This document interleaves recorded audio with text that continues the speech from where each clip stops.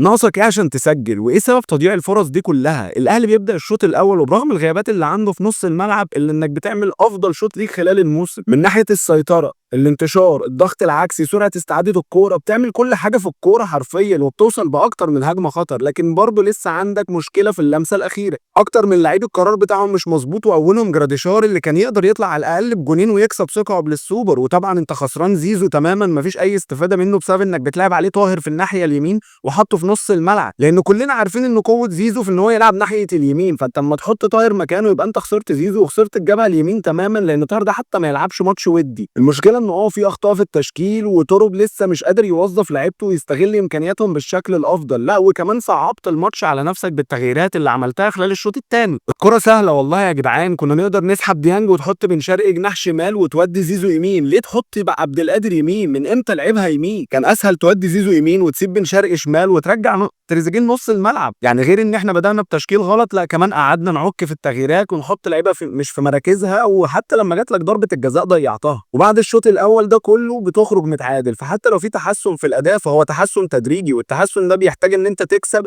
علشان مكسب بيجيب مكسب وبيجيب هدوء وثقة واستقرار، فتقدر إن أنت تكمّل في التحسُّن والتطوير، لكن للأسف تعادل تاني على التوالي بنفس السيناريو، بنفس إهدار الفرص، وبنفس الأخطاء، وبيستمر مسلسل تضييع النُقط.